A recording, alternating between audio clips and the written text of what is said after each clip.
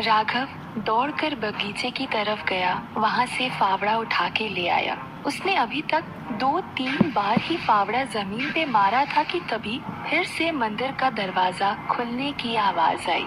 ये देखकर तीनों की आंखें फटी की फटी रह गई।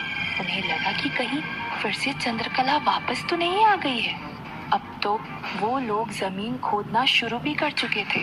अगर चंद्रकला ये देखेगी तो उसे पूरा यकीन हो जाएगा कि हम लोग यहीं पर हैं। तीनों के चेहरे पर चिंता की लकीरें साफ दिखाई दे रही थी। वो तीनों दौड़ते हुए गए और वापस दीवार के पीछे जाकर छुप गए। लेकिन जब दरवाजा खुला तो सब लोग ये देखकर चौंक गए कि वो चंद्रकला नहीं है बल्कि गांव का कोई आदमी था। तीनों अब ये सोचने लगे कि आखिर कोई इतनी रात में मंदिर में क्या कर रहा है।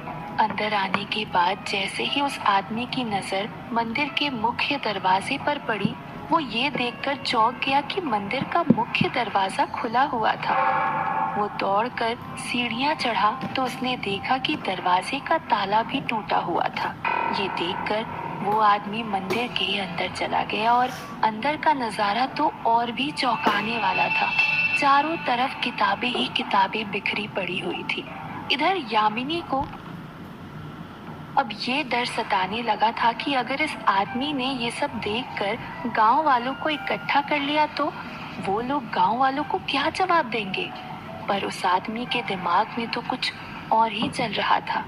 उसके चेहरे पर अब गुस्सा बढ़ने लगा। उसने मंदिर का मुख्य दरवाजा बंद किया और मंदिर से बाहर चला गया। उस आदमी के जाने के बाद यामिनी, योगेंद्र और राघव तीनों बाहर आए। तीनों को यही लग रहा था कि वो आदमी शायद गांव वालों को ही बुलाने गया है। राघव ने यामिनी से कहा, चाची, मुझे लगता है यही समय है यहाँ से भाग जाने का। अगर एक बार गांव वाले यहाँ आ गए तो हम बुरी तरह फंस जाएंगे। पर यामिनी बिना किताब लिए वहाँ से नहीं जाना चाहती थी। उसने राघव से कहा, नहीं राघव, मैं इस किताब को लिए बगैर यहाँ से कहीं नहीं जाने वाली। यामिनी की इस बात को सुनकर योगेंद्र और राघव हैरान रह गए। योगेंद्र ने यामिनी से चिढ़ते हुए कहा, पागल मत बनो यामिनी, गांव वाले कभी भी यहाँ पहुँच सकते हैं। राघव बिल्कुल ठीक कह रहा है, हमें यहाँ से तुरंत भाग जाना चाहिए। पर यामिनी इसके लिए बिल्कुल तैयार नहीं थी। उसने दोनों से कहा, ठीक है, हम लोग मंदिर से बाहर तो जाएंगे लेकिन यहाँ से भागेंगे नहीं। राघव और योगेंद्र के कुछ समझ नहीं आया तो योगेंद्र ने यामिनी से पूछा, तुम कहना क्या चाहती हो यामिनी? यामिनी ने दोनों को समझाते हुए कहा, देखो, हो सकता है ये आदमी गांव वालों को बुलाने गया हो सकता है नहीं भी गया हो तो हम मंदिर के ही बाहर कहीं पर छुपकर कुछ देर इंतजार करेंगे कि गांव वाले आ रहे हैं या नहीं। अगर कुछ देर बाद भी कोई नहीं आया तो हम वापस यहाँ आएंगे और यहाँ पर खोदना शुरू करेंगे। योगेंद्र और राघव दोनों इस बात पर विचार करने लगे तो यामिनी ने अपनी बात जारी रखते हुए कहा, हमें ये किताब किसी भी हालत में चाहिए ही चाहिए और किताब यहीं पर है, इसीलिए बेहतर यही होगा कि हम कुछ देर इंतजार करते हैं। अगर गांव वाले हमें आते हुए दिखाई दिए तो फिर हम यहाँ से भाग जाएंगे। यामिनी की ये बात दोनों को ठीक लग रही थी। दोनों ने हाँ में सिर हिलाया और तीनों वहाँ से दौड़कर बाहर की तरफ गए। मंदिर के सामने एक बड़ा सा पेड़ था। तीनों उसी की आड़ में छुप गए और गांव वालों के आने का इंतजार करने लगे। इंतजार करते करते काफी समय बीत चुका था पर अब तक कोई परिंदा भी वहाँ पर नहीं दिखाई दिया था। ये देखकर यामिनी की आंखों में खुशी की लहर दौड़ गई। उसने दोनों से कहा, देखो, कोई नहीं आया, अब हमें देरी ना करते हुए जल्दी से अंदर जाना चाहिए और खुदाई शुरू करनी चाहिए। तीनों वापस उस पेड़ की आड़ से बाहर निकले और दबे पांव अंदर की तरफ गए। पर इन सब में बहुत समय गुजर चुका था। इनके पास अब ज्यादा समय नहीं रह गया था क्योंकि कुछ ही वक्त में सुबह होने वाली थी और उसके बाद फिर पुजारी मंदिर में आरती के लिए पहुंच जाएंगे। इसीलिए जो भी करना था जल्द से जल्द करना था। तो अंदर जाते ही राघव ने जल्दी जल्दी जमीन खोदना शुरू किया। जब राघव थक जाता तो योगेंद्र खोदने लगता और जब योगेंद्र थक जाता तो राघव खोदने लगता। पर इस समय तीनों को ही बीच बीच में डर भी सता रहा था कि कोई आ न जाए।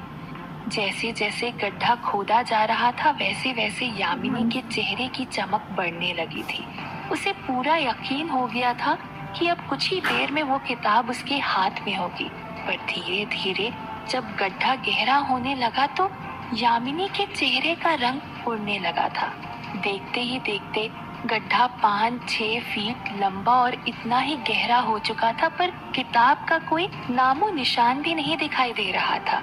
योगेंद्र और राघव दोनों खोदते खोदते थक चुके थे और दोनों ने अब हार मान ली थी। हांफते हुए योगेंद्र ने यामिनी से कहा, यामिनी, मेरे हिसाब से चंद्रकला ने वो किताब यहाँ छुपाई नहीं है। वो कुछ और देखने यहाँ आई होगी। अब हमें यहाँ से चलना चाहिए। पर यामिनी ये मानने को तैयार ही नहीं थी। उसने योगेंद्र से कहा, नहीं भैया, थोड़ा और खोद कर देखते हैं, शायद मिल जाए। ये सुनकर राघव को गुस्सा आ गया। उसने यामिनी से चिढ़ते हुए कहा, कुछ भी मत बोलो चाची, आप भी जानते हैं कि वो किताब यहाँ नहीं है। अकेली चंद्रकला इससे गहरा गड्ढा नहीं खोद सकती। अब हमें यहाँ से जाना चाहिए। कुछ ही देर में सवेरा हो जाएगा और पुजारी जी भी कभी भी यहाँ पहुँच सकते हैं। योगेंद्र ने भी राघव की बात का साथ दिया। यामिनी के पास अब इन दोनों की बात मानने के अलावा कोई उपाय नहीं रह गया था। उस गड्ढे को वैसे ही छोड़कर तीनों वहां से अब जा रहे थे, पर यामिनी जाते जाते बार बार पीछे मुड़ के उस गड्ढे को देख रही थी और मन ही मन कह रही थी, चंद्रकला, किताब तो मैं किसी भी कीमत पर ढूंढ कर ही रहूंगी, चाहे उसके लिए मुझे कुछ भी करना पड़े। सुबह के 8 बज चुके थे। यामिनी आंगन में बैठकर नाश्ता कर रही थी। तभी चौकीदार आया और यामिनी से कहा, मालकिन, आपसे कोई मिलने आया है। यामिनी ने नाश्ता करते करते ही पूछा, कौन? चौकीदार ने जवाब देते हुए कहा, कोई किशन लाल जी हैं। यामिनी सोच में पड़ गई कि किशन लाल जी कौन है, क्योंकि वो तो किसी किशन लाल जी को नहीं जानती थी। फिर भी उसने चौकीदार से कहा, ठीक है, उन्हें अंदर भेज दो। चौकीदार बाहर गया और उस आदमी को अंदर भेज दिया। जैसे ही वो आदमी अंदर आया, उसे देख यामिनी के होश उड़ गए। उसके गले में खाना अटक गया। ये वही आदमी था जो कल रात मंदिर में आया था। यामिनी ने पानी का ग्लास उठाया और पानी पीते पीते सोचने लगी, कहीं इसने हमें देख तो नहीं लिया था और इसने गांव वालों को सब कुछ बता तो नहीं दिया। ये सोचते सोचते यामिनी के माथे पर पसीना आने लगा।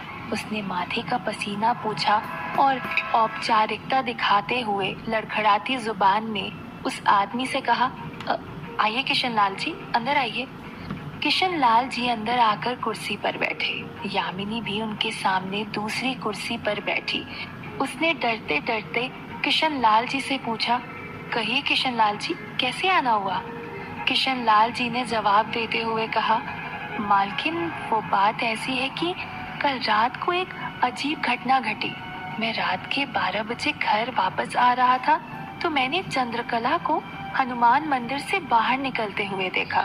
इस बात ने मुझे थोड़ा अचंभित कर दिया था कि चंद्रकला इतनी रात में यहाँ क्या करने आई होगी। इस बात का पता लगाने के लिए मैं भी अंदर गया। अंदर जाकर मैंने देखा कि मंदिर का मुख्य दरवाजा खुला हुआ था। जब मैं दौड़कर मुख्य दरवाजे के पास पहुंचा तो देखा कि ताला भी टूटा हुआ था। इसका मतलब साफ था कि चंद्रकला ने ही ताला तोड़ा होगा। जब अंदर घुसकर देखा तो चारों तरफ किताबें बिखरी पड़ी थी। ये देखकर मेरे होश उड़ गए। ये सब सुनकर यामिनी ने कुछ राहत की सांस ली और साथ ही साथ खुश भी हुई कि चंद्रकला को गांव वालों की नजरों में नीचा दिखाने का एक और मौका उसे मिल गया था। यामिनी ने किशन लाल जी से पूछा, तो आप मुझसे क्या चाहते हैं किशन लाल जी? किशन लाल जी ने जवाब देते हुए कहा, मालकिन, इतना तो साफ है कि चंद्रकला वहां पर जरूर कुछ न कुछ चोरी करने आई थी। तो आप एक पंचायत बुलाइए और पूरे गांव वालों के सामने इसका फैसला कीजिए। यामिनी तो यही चाहती थी, तो उसने किशन लाल जी को सांत्वना देते हुए कहा, ठीक है किशन लाल जी, आप जाइए और गांव में सबको कह जाइए और गांव में सबको कह दीजिए कि आज 10 बजे पंचायत बैठेगी। सब लोग वहां पहुंच जाइएगा और चंद्रकला को भी बुलवा लीजिएगा। किशन लाल जी ने हाथ जोड़ते हुए कहा, जी मालकिन, और वहां से चला गया। यामिनी के चेहरे पर राहत की और खुशी की चमक साफ दिखाई दे रही थी। चंद्रकला घर का कुछ काम कर रही थी। तभी किसी ने घर का दरवाजा खटखटाया। चंद्रकला उठी और दरवाजा खोलने गई। उसने देखा कि सामने एक 20 साल का लड़का खड़ा था। उसने चंद्रकला से कहा, चाची, वो सरपंच मालकिन ने पंचायत बुलाई है और आपको भी बुलाया है। सिर्फ इतना कहकर वो लड़का वहां से चला गया। लेकिन ये सुनते ही चंद्रकला स्तब्ध रह गई। वो कुछ समझ नहीं पा रही थी कि यामिनी ने एकदम से पंचायत क्यों बुलाई है।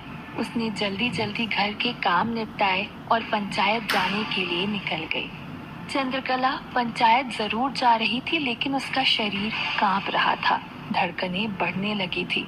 उसने मन ही मन में कहा, हे भगवान, पता नहीं यामिनी अब क्या करने वाली है मेरे साथ। कहीं यामिनी ने सब गांव वालों को नीति की सच्चाई तो नहीं बता दी? नहीं, ऐसा नहीं हो सकता।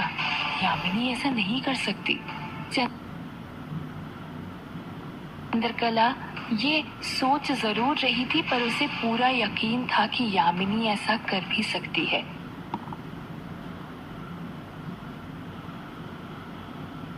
चंद्रकला जल्दी जल्दी पंचायत की तरफ अपने कदम बढ़ाने लगी और कुछ ही देर में पंचायत पहुंच भी गई। पंचायत लग चुकी थी, जहां यामिनी और साथ में 4 पंच साथ में बैठे हुए थे। सामने लगभग पूरा गांव इकट्ठा था। यामिनी के दाहिने तरफ किशन लाल जी, मंदिर के पुजारी जी और कुछ लोग खड़े थे। दूसरी तरफ चंद्रकला अकेली खड़ी थी। यामिनी ने शुरुआत करते हुए कहा, चंद्रकला, तुम्हारे ऊपर इल्जाम है कि तुम कल रात करीब 12 बजे के बाद मंदिर गई थी। मंदिर का ताला तोड़ा और वहां से कुछ चुराने की कोशिश की थी। किशन लाल जी ने खुद तुम्हें मंदिर से निकलते हुए देखा है। अब तुम सबको बताओ कि क्या तुम रात के 12 बजे हनुमान मंदिर गई थी, और अगर गई थी तो क्यों गई थी?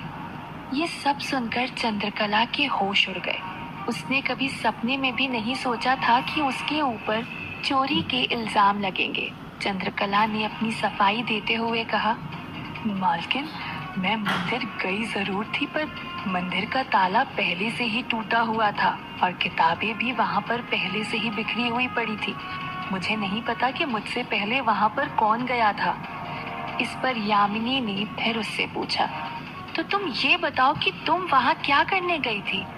यामिनी भी जानती थी कि चंद्रकला के पास इसका कोई जवाब नहीं है और वो ना ही दे पाएगी, और कुछ ठीक वैसा ही हुआ। चंद्रकला के पास इस बात का कोई भी जवाब नहीं था। वो चुपचाप बिना कुछ कहे वैसे ही खड़ी रही। यामिनी ने चंद्रकला के ऊपर दबाव देते हुए कहा, बोलो चंद्रकला, चुप क्यों हो? तुम्हारी चुप्पी सब बता रही है कि तुम्हारे ऊपर जो भी इल्जाम लग रहे हैं वो बिल्कुल सच है, और अगर ये सच है तो फिर इसकी सजा भी तुम्हें मिलनी चाहिए।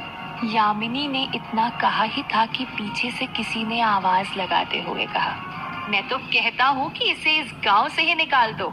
पास खड़े दूसरे आदमी ने भी उसका साथ देते हुए कहा, बिल्कुल सही कह रहे हो भाई, सब मनहूसियत की काम ये चंद्रकला ही करती है। कभी किसी की गोद भराई में जाना और अब रात के 12 बजे मंदिर खोलना, भला ऐसा कोई करता है? तभी आगे खड़ी एक औरत ने कहा, और नहीं तो क्या, रात के 12 बजे मंदिर खोलना कितना अशुभ होता है। गांव में ये सब होगा तो गांव के ऊपर तो फिर काले साए मंडराएंगे ही ना। इतना सुनते ही गांव के बाकी लोग भी एक सुर में कहने लगे, हाँ हाँ, निकाल दे इसे गांव से। ये सब सुनकर चंद्रकला की आंखों से आंसू बहने लगे थे। जो चंद्रकला इन गांव वालों पर अपनी जान छिड़कती है, वही गांव वाले आज उसे इस गांव से निकाल देना चाहते हैं। सब लोगों को ऐसे चिल्लाता देखकर एक बुजुर्ग पंच ने सबको शांत करते हुए कहा, अरे क्या निकाल दो कर रहे हो सब लोग? तुम लोग क्या भूल गए कि चंद्रकला गांव में एक ही रुदाली है? भगवान न करे, पर अगर गांव में कोई घटना घट गई तो अंतिम संस्कार कौन करेगा? तो जब तक गांव में कोई दूसरी रुदाली नहीं आ जाती तब तक चंद्रकला को गांव से कैसे निकालोगे? पंच की बात सुनकर सब शांत हो गए। इसके बाद यामिनी ने बाकी पंचों के साथ विचार विमर्श किया और सबको अपना फैसला सुनाया। सबको सुनने के बाद हम सब ने मिलकर ये तय किया है कि अब जल्द से जल्द किसी दूसरे गांव में कोई रुदाली ढूंढी जाए जो मायापुर आना चाहे। जैसे ही कोई दूसरी रुदाली मिल जाएगी, चंद्रकला को मायापुर छोड़ना पड़ेगा। यही पंचायत का फैसला है। यामिनी की ये बात सुनते ही चंद्रकला की आंखें फटी की फटी रह गई और उसकी आंखों से आंसू बहे जा रहे थे। इधर चंद्रकला को गांव से निकालने की बातें चल रही थी और उधर गांव में एक जीप दाखिल हो रही थी जिसमें एक 6 महीने की गर्भवती महिला बैठी हुई थी और उसी जीप के ऊपर मालती का काला साया। मालती को अपना अगला शिकार मिल चुका था। कौन है ये औरत जो मालती का अगला शिकार है और क्यों आई है ये मायापुर में? और क्या सच में चंद्रकला को मायापुर से निकाल दिया जाएगा? अगर चंद्रकला चली जाएगी तो फिर कौन बचाएगा मायापुर को मालती के काले साए से?